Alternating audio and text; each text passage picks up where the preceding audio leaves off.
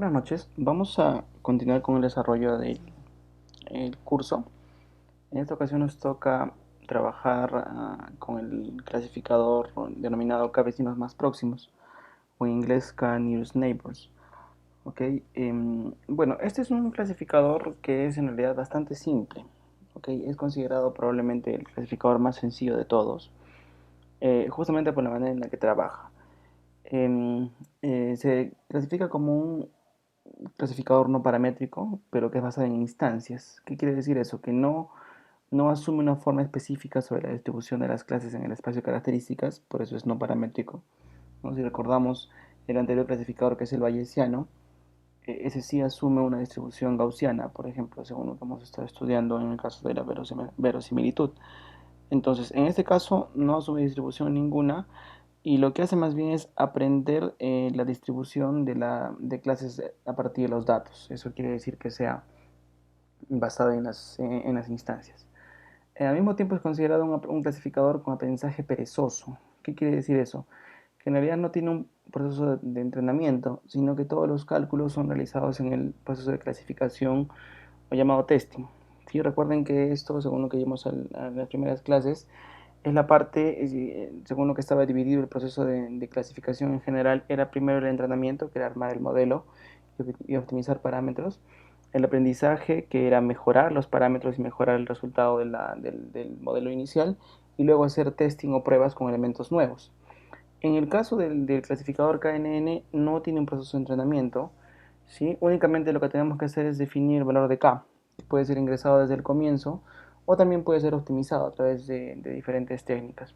Pero de modo general no se construye un modelo de clasificación, sino solamente se clasifica directamente elementos nuevos. Es considerado probablemente el clasificador más simple de todos, que tiene resultados bastante aceptables dependiendo del valor de K, que tiene que ser bien elegido, pero tiene como uno de sus problemas principales, que es sensitivo a la estructura local de los datos. ¿Qué quiere decir eso? Que tiene problemas para lidiar con valores atípicos conocidos estadísticamente como outliers. ¿Sí? Un outlier vendría a ser un elemento que es muy diferente a los demás. Si hablamos del caso de la estadística, por ejemplo, si consideramos una variable de una sola dimensión, por ejemplo, el peso. Entonces, ¿no? Si estudiamos el peso de una población, de repente determinamos que ese peso se encuentra entre 50 y 80 kilos.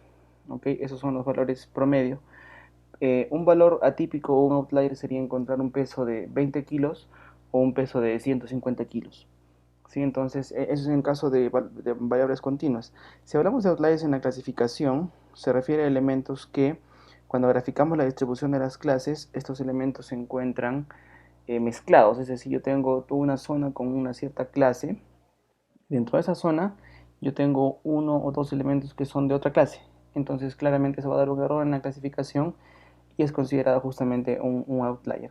Ese tipo de elementos, que son los outliers, son los que ocasionan en la mayoría de los casos que el clasificador KNN obtenga una tasa de acierto un poco más baja. Entonces, este algoritmo es muy simple, solo se aplican tres pasos que están explicados acá. Y listo, con eso es todo lo que se hace. Partimos con un conjunto de entrenamiento, al igual que en todos los algoritmos tenemos un conjunto de vectores, en este caso le llamamos m vectores, con n características cada uno.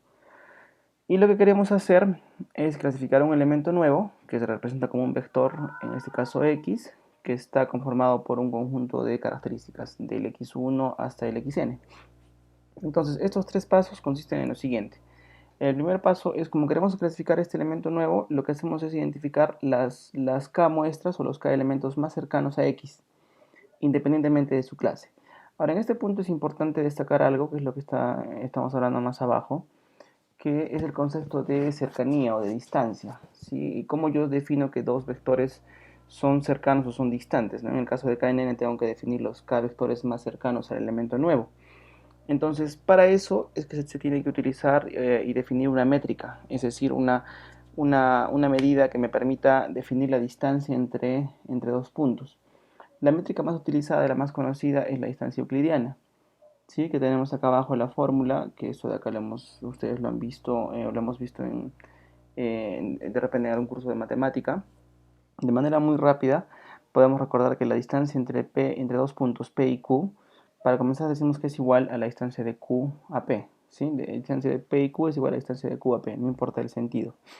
Y esa distancia lo que hacemos es calcular la diferencia entre cada uno de los atributos de estos puntos, ¿no? En este caso asumimos que P y Q son dos vectores, entonces estos vectores Q, al referirnos a Q sub 1, Q sub 2, Q sub 3, Q sub 4, etcétera, nos estamos refiriendo a cada uno de los elementos de ese vector. Entonces lo que hacemos es restar cada par de elementos, cada par de características de los dos vectores. Entonces, por ejemplo, sería Q sub 1 menos P sub 1. Eso lo elevamos al cuadrado y lo sumamos con Q sub 2 menos P sub 2 y lo elevamos al cuadrado. Y así seguimos sumando sucesivamente hasta llegar al último elemento, Q sub n menos P sub n elevado al cuadrado. Y a todo esto le sacamos la raíz cuadrada. Esto de acá se puede representar con esta fórmula más reducida, que sería la raíz cuadrada del sumatorio para i desde 1 hasta n de la diferencia entre q sub i menos p sub i elevado al cuadrado. Si esto de acá, por ejemplo, lo llevamos al caso de dos dimensiones solamente, es decir, nos quedamos solamente con q sub 1 y p sub 1, q sub 2 y p sub 2, sería la distancia entre dos puntos estudiada en la geometría analítica, por ejemplo, ¿no? Para recordarlo. Entonces, de modo general, tenemos la distancia entre dos puntos de n características, que sería representada por esta raíz cuadrada del sumatorio de las diferencias de las características elevadas al cuadrado. Ok, entonces ese es un ejemplo de distancia, en este caso es la que usamos por defecto, que es la distancia euclidiana, pero tenemos también otras distancias, como son la distancia de Manhattan, la distancia de Mahalanobis, la distancia L1, L2, LP, y muchas otras más, que dependen de muchas cosas como el tipo de datos, si es que son datos categóricos, si es que son datos continuos, etcétera. Entonces, por ahora no vamos a ver esa parte, simplemente vamos a asumir para el logaritmo KNN que utilizamos por defecto la distancia euclidiana. Ok, entonces con eso volvemos al paso 1, que era lo que hacíamos era identificar las muestras más cercanas a X, ¿no? Entonces simplemente lo que hacemos es aplicar la distancia entre X, entre este X que queremos clasificar con cada uno de los elementos, y de todos los elementos obtenemos aquel que tiene la distancia menor con el elemento X. ¿Ok? Y al hacer esto no nos fijamos en la clase, es decir, simplemente yo ubico todos los elementos nuevos que encuentre, no, perdón, todos los elementos cercanos que encuentre al elemento que estoy buscando.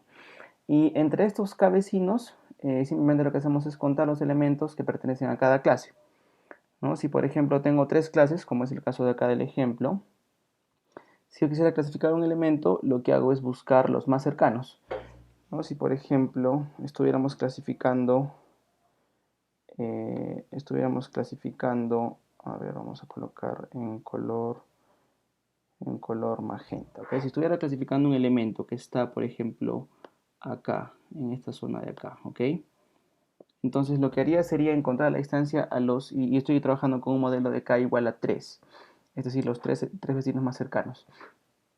Lo que haría sería encontrar la distancia entre este punto representado por esta x y los tres más cercanos. En este caso visualmente podemos determinar que esos elementos más cercanos serían este punto de acá, este punto de acá y probablemente este punto de acá. ¿Ok? Y entre esos tres elementos yo cuento de esos tres elementos cuántos pertenecen a cada clase. ¿Ok? En este caso específico, bueno, la clase está representada por el color, ¿no? Todos los elementos de la clase roja bueno, la clase 1, por ejemplo. Los elementos azules serían clase 2 y los elementos verdes serían clase 3. Entonces, en este caso específico, como los tres elementos son de la clase roja, entonces yo digo que este elemento X pertenece a la clase roja. ¿Sí? De igual modo, si yo tuviera que clasificar un elemento en esta parte de acá, si por ejemplo yo lo tuviera por acá, entonces también fácilmente puedo determinar que los elementos más cercanos a él son esos tres que se encuentran acá, que serían este de acá, este y este de acá. Entonces, entre esos tres elementos, como los tres son azules, también digo que es de la clase azul. ¿Sí? Pero la parte que se complicaría un poquito sería si es que empiezo a clasificar un elemento que está en una zona en la que hay más de una clase cercana a él, ¿no? Por ejemplo, si es que yo ubico un elemento, si es que ubico un elemento nuevo que quiero clasificar, que se encuentra en la parte de aquí, por ejemplo, en la frontera, entre el verde y el rojo, ¿ok? Digamos que queremos clasificar un elemento acá. Entonces, lo que yo haría, mejor vamos a pintarlo de otro color para que se distinga. Le vamos a colocar blanco. Acá, digamos que yo quiero clasificar un elemento acá, ¿sí? Perdón, tampoco se nota. Bueno, un elemento magenta. Ok, lo colocamos acá. Entonces, cuando yo voy a encontrar la distancia con los elementos más cercanos, voy a encontrar que los elementos más cercanos va a ser este elemento rojo de acá, este elemento verde de acá y también probablemente este elemento verde que está por acá. Entonces, en este caso sí tengo que encontrar y contar.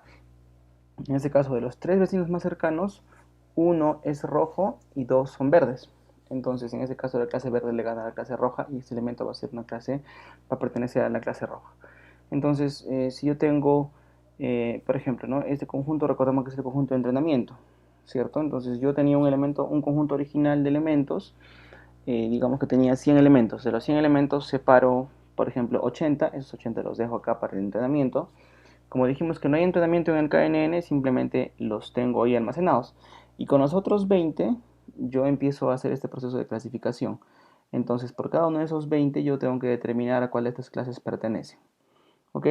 Y luego verificamos si es que realmente ese elemento ha sido clasificado correctamente en la clase a la que pertenece. Ahora, ¿por qué tenemos estas zonas de acá? Naturalmente las reglas de clasificación hacen que yo pueda definir zonas en las que, ¿y esta zona qué significa? Si yo pongo un elemento acá, entonces un elemento nuevo para clasificar acá, ese elemento sí o sí va a ser parte de la clase roja. Si yo pongo un elemento por acá, ese elemento va a ser parte de la clase azul. Y así sucesivamente. Ahora, ¿qué sucede? Cuando tengo elementos nuevos que no pertenecen a esta clase, entonces yo podría volver a entrenar el modelo, es decir, utilizar esos elementos ahora como parte de esta regla de clasificación. Y si, por ejemplo, en mi conjunto de clasificación o de pruebas, yo tengo esta situación, que un elemento rojo cae en la zona azul, ¿qué implica eso? Que ahora esta frontera debería de moverse, entonces debería de estar de repente por acá en lugar de considerar esa parte azul. ¿Ok? Entonces, en todo caso, en el algoritmo KNN, el aprendizaje significaría volver a utilizar todos los elementos con la clase correcta para nuevas clasificaciones. ¿Ok? Entonces, eso básicamente es el algoritmo KNN. Ahora una pregunta importante es cómo elegir el valor de K, ¿no? ¿Qué es mejor un valor pequeño como K igual a 1 o un valor más alto como K igual a 5, 7, 8 o 9? Entonces, en este caso, si hablamos del valor pequeño que es K igual a 1, vemos que es más intuitivo, ¿no? ¿Por qué? Porque al hacer una división justamente de las fronteras de decisión, yo puedo fácilmente distinguir, simplemente si acá tengo un elemento verde, entonces yo puedo definir esta zona, esta frontera verde mucho más fácil. Ante la presencia de un elemento rojo, simplemente se parten por la mitad y luego esto continúa hasta que encuentro otro elemento verde o un elemento azul. Entonces simplemente donde tengo la presencia de un elemento de otra clase se define una zona nueva. En este caso esta es esta zona roja. Acá tengo toda una zona roja grande y un elemento verde que define una zona verde pequeña. Y así por el estilo, un elemento azul que define una pequeña zona azul dentro del conjunto. Y visualmente yo puedo darme cuenta fácilmente de cómo están distribuidas las clases. Aunque también en este mismo elemento, en este mismo conjunto, nos podemos dar cuenta que esta división nos puede traer errores. ¿Por qué? Porque si yo tengo todo un bloque rojo, ¿por qué tendría que tener un elemento verde adentro? ¿No? Entonces esa es la pregunta. En realidad este elemento verde no debería estar en esa parte. Entonces ahí, como veremos más adelante, esto de acá es un outlier. ¿Ok? Ahora, una propiedad interesante del algoritmo KNN con K igual a 1 es que lo que obtengo como resultado se conoce en la computación como el diagrama de Voronoi. El diagrama de Voronoi viene a ser este mapa que tenemos acá, donde por cada punto se define la zona de influencia. ¿Qué quiere decir esa zona de influencia? Que cualquier elemento que caiga dentro de esta zona azul, yo tengo la certeza que va a ser clasificado como elemento perteneciente a esta clase. Cualquier elemento que caiga acá va a ser perteneciente a esta clase. Entonces, ese diagrama de Voronoi se puede representar eficientemente Y cuando yo voy a hacer los cálculos de clasificación, yo puedo tener almacenado previamente este diagrama de Voronoi, y la clasificación simplemente es verificar en cuál de las regiones se encuentra. Y ya no tengo que hacer el proceso de buscar cuál es el elemento más cercano. ¿Ok? Entonces, este es una optimización a este algoritmo. Pero, ¿cuál es el problema? Nuevamente, que es muy susceptible a ruido. Es decir, la presencia de estos elementos hace que la clasificación ya no sea homogénea. ¿Ok? Pero por otro lado, una alternativa de repente más interesante sería trabajar con un K más alto, un K igual a 5. La ventaja es que es menos sensible al ruido, pero el problema es que no se definen bien las fronteras, es decir, no hay una manera intuitiva de definir las fronteras. Es más, hay zonas, como podemos ver acá, zonas que no tienen un color específico. ¿Por qué? Porque son zonas en las que no se tiene certeza de cuál es la clase. Es decir, depende de la parte dentro de esta zona en qué lugar cae el elemento que voy a clasificar, y puede pertenecer a una clase o puede pertenecer a otra clase. Entonces, este escenario tampoco es deseable para la clasificación. Entonces, lo que tenemos que hacer para elegir el menor valor es que debemos usar alguna técnica de optimización de parámetros. Estas técnicas lo que hacen básicamente es permitirme hacer la clasificación con diferentes valores de K y luego medir, ¿no? Si por ejemplo, como dije, yo tengo 1000 elementos y de los 1000 utilizo el 80% para entrenar y el 20% para medir la clasificación, empiezo a probar de ese 20%, que serían 200 elementos, cuántos elementos son clasificados correctamente. Por ejemplo, el 80%, con K igual a 1. Con K igual a 2, 85. Con K igual a 3, 90. Con K igual a 4, 95. Pero con K igual a 5 en adelante empieza a bajar otra vez la tasa de acierto de repente. Entonces quiere decir que ya llegué a un límite que no debería de subir más, porque si empiezo a considerar muchos vecinos, ¿cuál es el problema? Que mientras más vecinos considere, estas zonas de indecisión se extienden más, entonces es más complicado llegar a una decisión correcta. ¿Ok? Entonces siempre tenemos que tener en cuenta ese balance para el valor de K. Ahora, también es interesante considerar una variante del algoritmo KNN, que es conocido como el algoritmo KNN ponderado o weighted eh, nearest neighbor en el caso de las siglas en inglés, que nos responde a la siguiente pregunta, ¿no? ¿Qué sucede cuando los vecinos más próximos de un elemento son muy lejanos a él? ¿No? Imaginemos un escenario como el que tenemos acá, ¿no? Que está descrito acá. Si tenemos un vecino cercano de la clase A y todos los demás lejanos, pero son de otra clase B. ¿Qué quiere decir eso? ¿No? Por ejemplo, yo tengo un elemento X que quiero clasificar acá. Entonces, este elemento X es obvio que es mucho más cercano a este par de elementos rojos que al restante de elementos azules. ¿Sí? Entonces, en este caso, bueno, yo lo estoy viendo, por eso determinaría manualmente o por intuición que lo mejor es considerar o un vecino más próximo o dos vecinos más próximos. ¿Sí? Porque realmente sus vecinos más próximos son los de color rojo.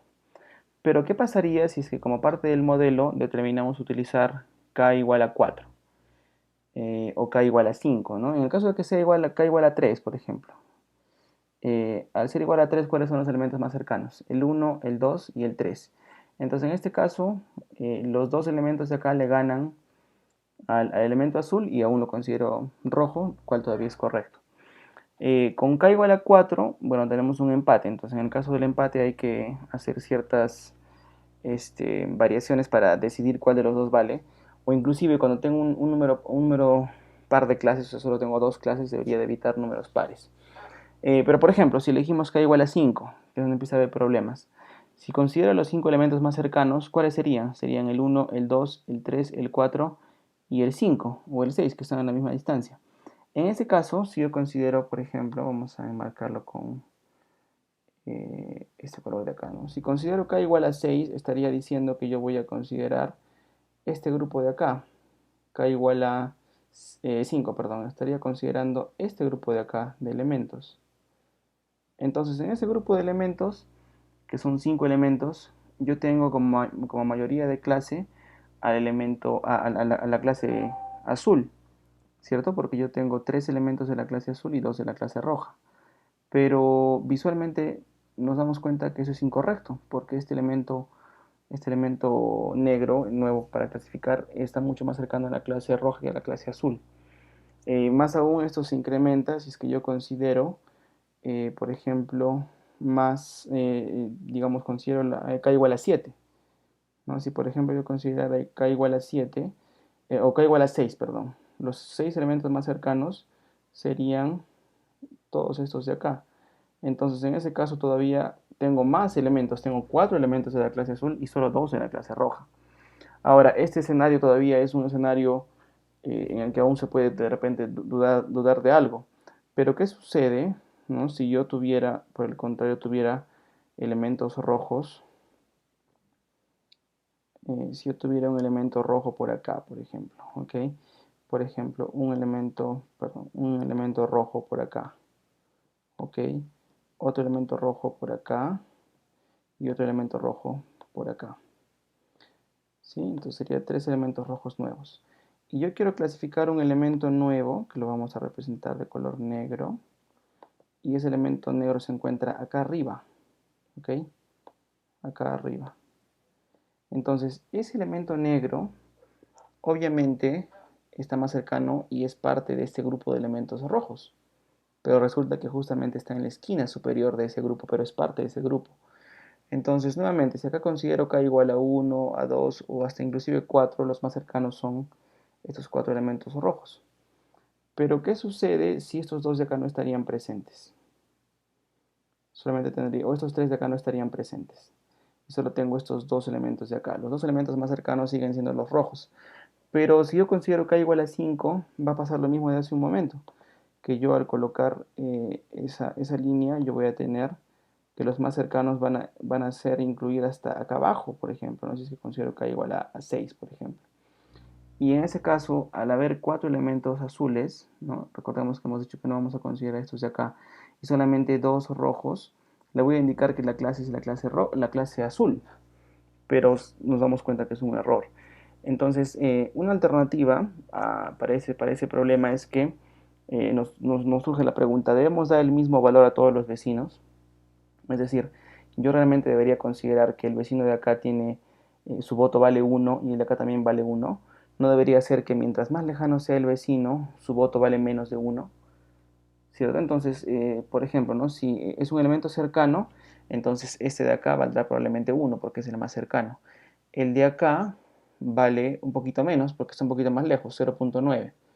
El de acá abajo, que es el azul, va a valer 0.3 de repente. El de acá 0.2, el de acá 0.1 y el de acá 0.1 porque están cada vez más lejos, ¿ok?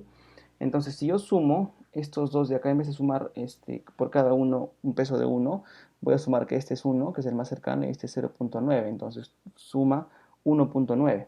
¿Ok?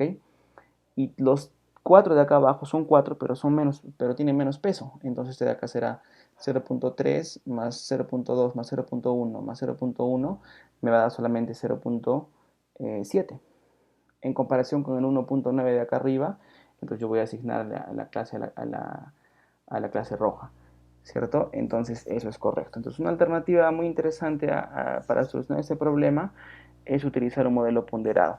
Ahora la ponderación, que es la que yo he utilizado cuando he hecho el ejemplo, sería utilizar como peso 1 entre k, es decir, mientras, bueno, siendo k el orden en los elementos más cercanos. Si por ejemplo este de acá es el más cercano, entonces es k igual a 1. 1 entre 1 sería 1. El peso del más cercano es 1. El siguiente sería 1 entre 2, que sería 0.5. Luego el de acá sería 1 entre 3, que sería 0.3. 1 entre 4, 0.25. 1 entre 5, 0.2. Y así, mientras más alejado esté, es un número más cercano a 0. Entonces, si por ejemplo tuviera un caso exagerado en el que yo tengo un elemento nuevo, que voy a clasificarlo acá arriba, ¿ok? Acá arriba, que está alejando de todo.